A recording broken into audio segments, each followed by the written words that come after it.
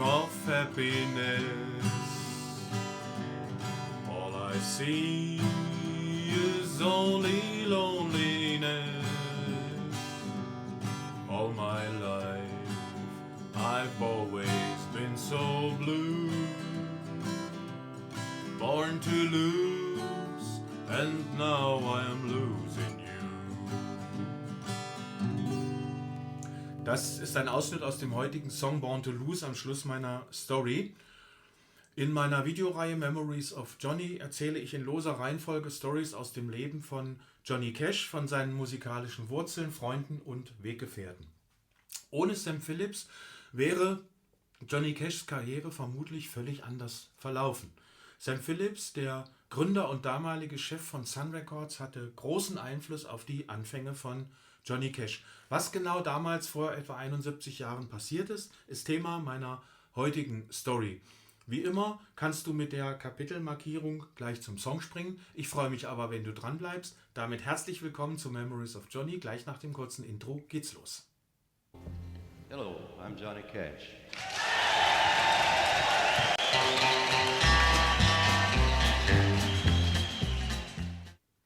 Cash schrieb 1997 in seiner Autobiografie: Wenn es keinen Sam Phillips gegeben hätte, würde ich vielleicht heute noch auf einem Baumwollfeld arbeiten. Zitat Ende.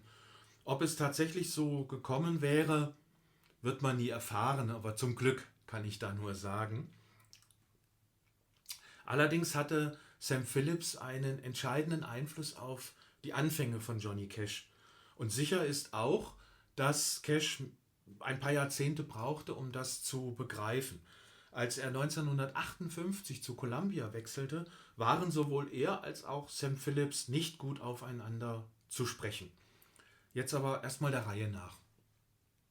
Sam Phillips wurde 1923 geboren.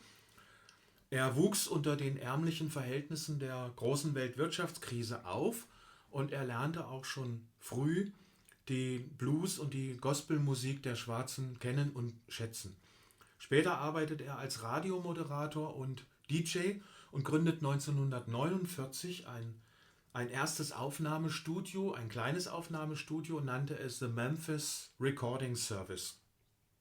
Sein Motto war: Wir nehmen alles auf, überall, jederzeit. Das Geschäftsmodell war, Künstler auf Band aufzunehmen und diese Aufnahmen dann an Plattenfirmen zu verkaufen. Er gehörte auch zu den Pionieren, die sich in Anführungsstrichen getraut haben, zu dieser Zeit trotz Rassismus Musik der Schwarzen aufzunehmen und zu verkaufen.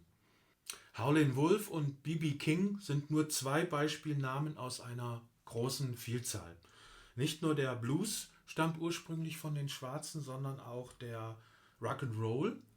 Einer der ersten Rock'n'Roll-Songs überhaupt stammt von einer Frau, nämlich Sister Rosetta Tharpe. Und deren Stimme kannte Johnny Cash, oder wie er damals als Kind noch hieß, J.R. Cash, aus dem batteriebetriebenen Radio auf der Farm seiner Eltern. Die erste Rock'n'Roll-Aufnahme von Sam Phillips war Rocket 88 von Jackie Branston. 1953 gründete Sam Phillips sein eigenes Plattenlabel und nannte es Sun Records. Er nahm anfangs die Bluesmusik und Rock'n'Roll der Schwarzen auf. Sein Durchbruch gelang ihm allerdings erst 1954 mit der Entdeckung von Elvis. Er soll mal vorab gesagt haben: Wenn ich einen Weißen finden würde mit der Stimme und dem Feeling eines Schwarzen, wäre ich Millionär. Zitat Ende. Ob er tatsächlich reich wurde, weiß ich nicht, aber Elvis passte eindeutig hier rein. Johnny Cash war in diesen Jahren als GI in Deutschland stationiert und hörte die Musik überwiegend im Radio oder von Schallplatten. Er kehrte 1954 in die Staaten zurück, und zwar zu der Zeit, als Elvis' erste Single gerade auf dem Markt erschienen war. Zu den Anfängen von Sun Records hatte ich schon mal ein Video zusammengestellt und auch kürzlich zur Freundschaft von Johnny Cash und Elvis. Schau sie dir in dem Zusammenhang gerne ruhig nochmal an. Phillips hatte ein gutes Gespür für Talente und für die richtige Musik, die sich zu dieser Zeit gut verkaufen ließ. Das erkannte er auch, als ihm ein junger John Cash vorgesungen hat. Phillips hörte sich Cashs Interpretationen von Country- und Gospel-Songs an, interessierte sich aber schließlich nur für Cashs eigene, unverbrauchte Songs. Diese Stimme und diese Songs waren seiner Meinung nach genau die richtige Kombi. Das i-Tüpfelchen war wohl dazu der Boom-Chicka-Boom-Sound, den Cash sich mit seinen Musikern Marshall Grant und vor allem Luther Perkins vorab schon mal angeeignet hatte. Cash tat in dieser Zeit genau das, was Phillips von ihm erwartete und verlangte. Der Erfolg hat diese Sichtweise ja auch offenbar bestätigt. Bereits die erste Single, die erschienen ist mit Hey Porter und Cry Cry Cry, erreichte regional Platz 1 und national Platz 14. Der erste Einnahmescheck, den Cash von Sun Records erhielt, betrug sage und schreibe $6,42. Bereits kurze Zeit später erhielt er seine erste goldene Schallplatte für den Song I Walk the Line. Immer wieder war es Phillips Gespür, zur richtigen Zeit den richtigen Song zu veröffentlichen. Cashs Bekanntheit stieg von Tag zu Tag. Cash hatte Phillips aber noch mehr zu verdanken. Für den richtigen Song ließ Phillips ihm und den Musikern alle Freiheiten, die möglich waren. So konnten sie sich besser ausprobieren als zum Beispiel im Vergleich zu einer etablierten großen Plattenfirma, wo es in der Produktion wirklich Schlag auf Schlag gehen musste. Die Songs mussten dort in kürzester Zeit und unter großem Druck produziert und auf den Markt geworfen werden. Das ist auch einer der großen Nachteile von dieser Country-Nashville-Musikindustriewelt gewesen. Oder ist es vielleicht sogar teilweise heute noch. In dieser Zeit gewann Cash so viel Selbstsicherheit, um seine eigene Kreativität für neue Ideen und auch Herzensprojekte einzusetzen. Genau dadurch entstanden aber auch Unzufriedenheiten. Cash wollte gerne ein Gospelalbum aufnehmen und er wollte auch gerne ein erstes Konzeptalbum aufnehmen, also mit Songs, die thematisch zusammenpassten. Beides hat ihm Sam Phillips verweigert. Dazu hatte Cash das Gefühl, dass er für seine Erfolge mehr Tantiemen verdient hätte und schließlich war er auch darüber enttäuscht, dass er für seinen ersten großen Top-Hit, seinen ersten großen Millionenhit, keinen Cadillac geschenkt bekam, wie zum Beispiel sein Freund Carl Perkins für seinen Song Blue Suede Shoes.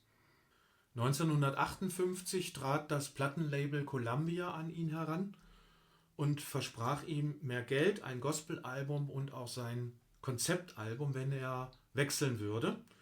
Er unterschrieb daraufhin eine entsprechende Option, sobald der Vertrag bei Sun ausgelaufen wäre. Als Sam Phillips das mitbekam, war er enttäuscht, sehr enttäuscht und wütend und er forderte Cash schließlich sogar schriftlich auf, seinen Vertrag noch zu erfüllen und seine Aufnahmen im Studio abzuliefern.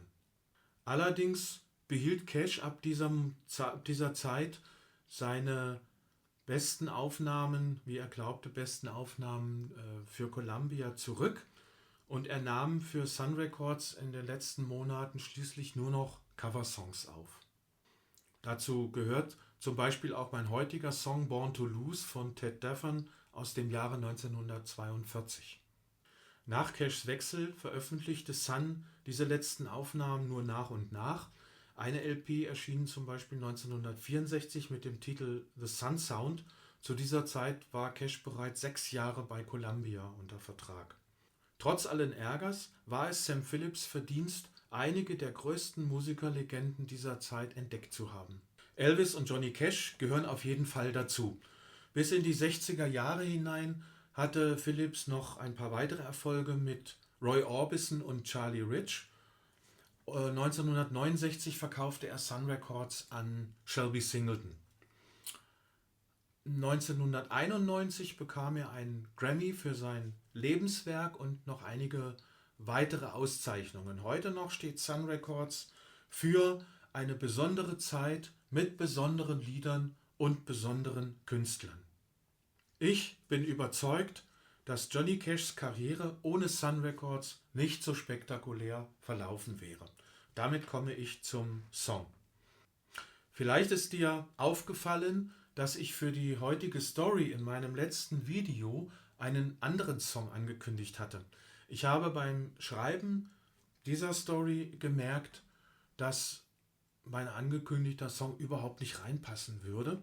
Und so habe ich mich schließlich für den Song Born to Lose, eine der letzten Aufnahmen von Cash für Sun Records, entschieden. Born to Lose, geboren um zu verlieren. Jeder Traum bringt Schmerzen, immer bin ich traurig, es ist so schwer zu ertragen. Geboren um zu verlieren und jetzt habe ich dich verloren. Hier ist der Song.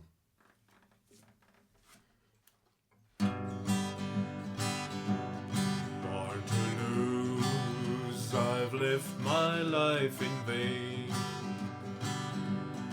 Every dream has only brought me pain. All my life I've always been so blue. Born to lose, and now I'm losing you. Born to lose, it seems so hard to bear. How I long to always have you near. You've grown tired, and now you say we're through. Born to lose, and now I'm losing you. Born to lose, my every hope is gone. It's so hard to face an empty dawn. You were all the happiness I knew. Born to lose, and now I'm losing you. There's no use to dream of happiness. All I see is only loneliness. All my life I've always been so blue. Born to lose, and now I'm losing you.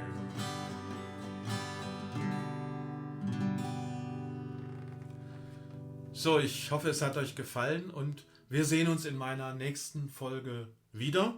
Allerdings kündige ich jetzt heute nicht mehr das Thema meiner nächsten Story und den Song an, um ein kleines bisschen mehr Freiheit bei der Themenauswahl zu haben. Hier kannst du im Abspann jetzt mein letztes Video, das ich vor dieser Story veröffentlicht hatte, sehen und auch die komplette Playliste zum direkten Anklicken und Stöbern. Vielleicht findest du eine Folge, die du noch nicht kennst.